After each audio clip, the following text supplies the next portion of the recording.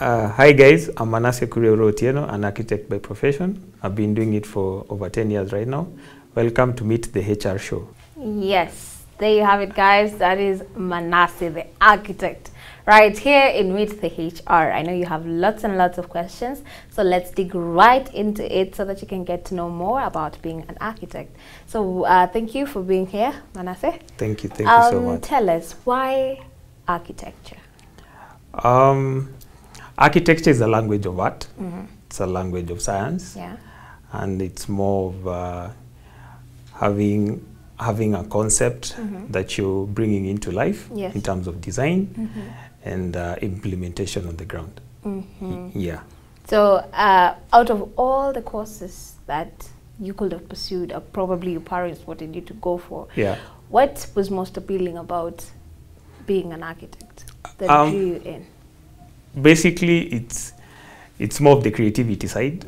Yeah, it brings out your creative side in terms of design work and mostly art. Because for me, it's a language that I speak, and I've been speaking it ever since I was about 6 or 7 years. Wow. Yeah, so it's something that started at a small age. First of all, I would say it transmitted from designing cartoons. You started from the age of 7? Yeah, from the age of 7, because I was designing cartoons. There was a magazine that was called Super Strikers back then. Yeah, I remember. Yeah, so it drew me in. So it's something that I was doing it during my free hours while I was out of school. Even if I came back from school, I would still do it. And that's where it stemmed from. Wow. Yeah. From Super Strikers to architecture. Why not animation? Like, it's closest to animation. Yeah. But anyway, so here's another important question, because you keep talking about art. It started from when you were 7. For you to be an architect, do you have to know how to draw? Yeah. It's a basic thing. It's one of the fundamental techniques or needs that you require in terms of you becoming an architect. Yeah, apart from, there are so many other elements involved, but yeah, it's one of the fundamentals. Yes. So tell us, how has your career journey been? You've told us you started at the age 7, drawing, and what preceded after?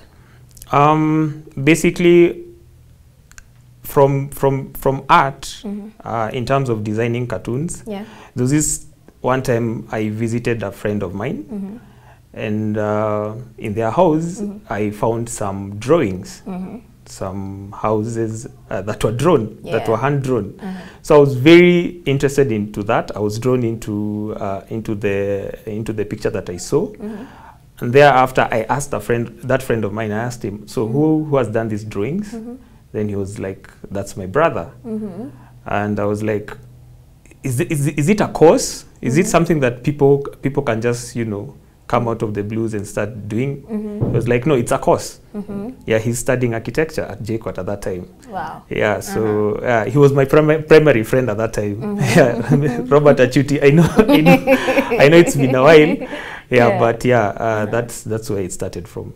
Wow. Yeah.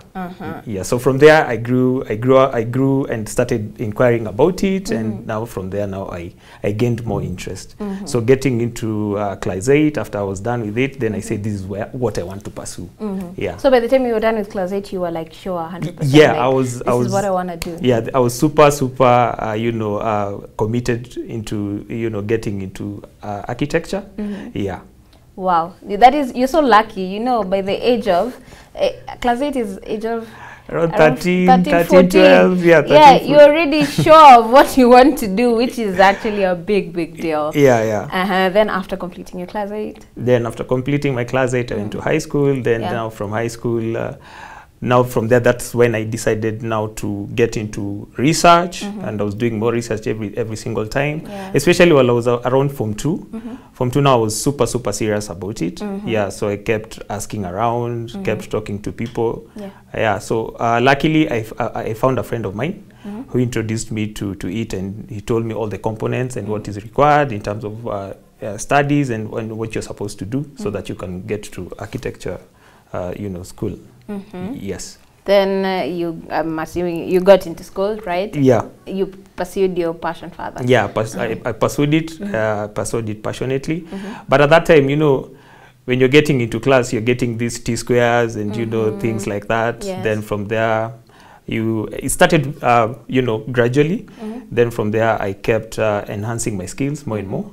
And right now, so we have softwares that we are working with right now. So it's not really, I'm not really into doing it, you know, with the T-square or on the table right now. But it's more like I'm doing it with advanced softwares that are now making it easier for us. Yes. Digitalization has brought about various ways of making things easier. Yes, yes. That is beautiful. Yeah. And when you were back in campus, you know, for myself, I studied in JCOT, and most of the time I will see architecture students carrying boards and 1,000 things in cartons and like running to exactly. meet deadlines. So how long does it take for you to do that model, and at what particular point do you start creating those models? I don't even know if that's the name, I'm just assuming that's what it's called.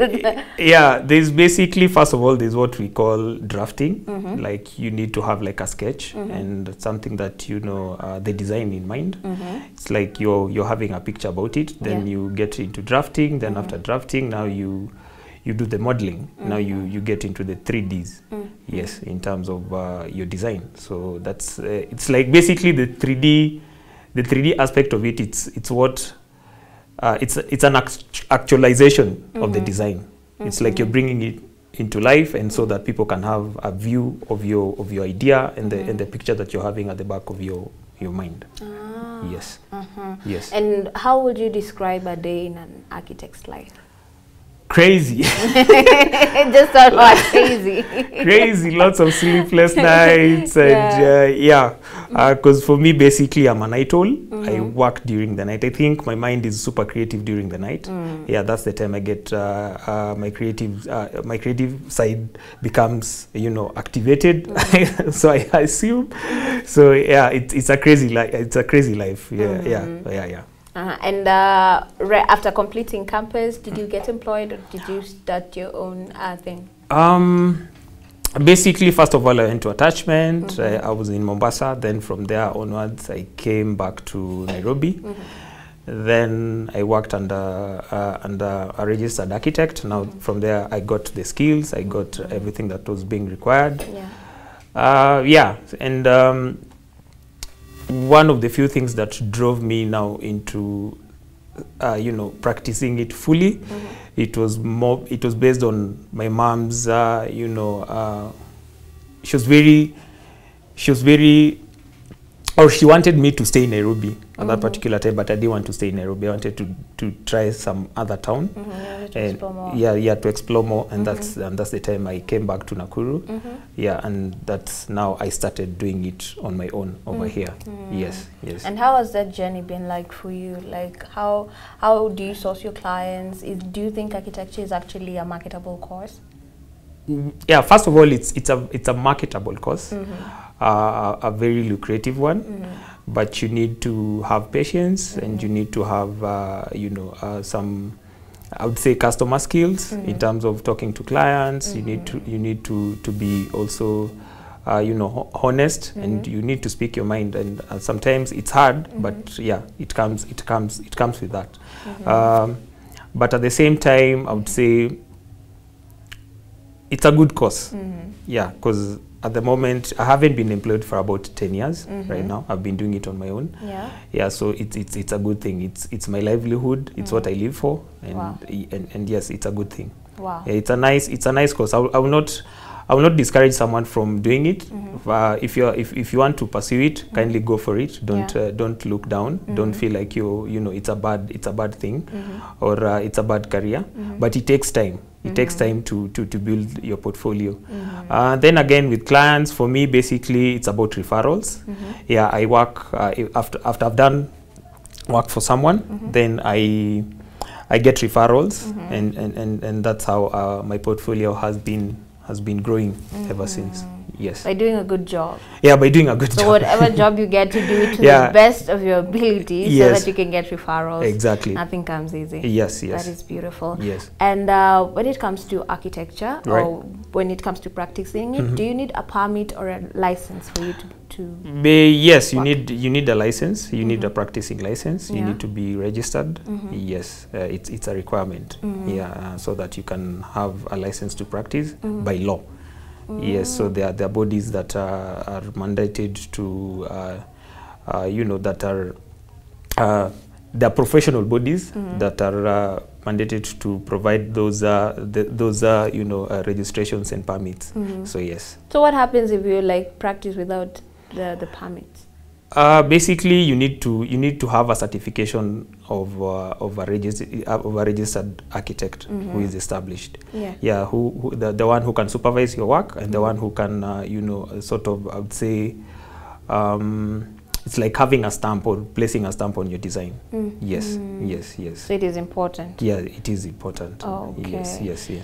So guys, we are right here at Meet the HR, and we have architect Manasseh, who has given us insight about what being an architect entails, or what architecture is all about. There's a lot that we still have to dig into, but for now we'll take a quick break, and we will be right back after the break.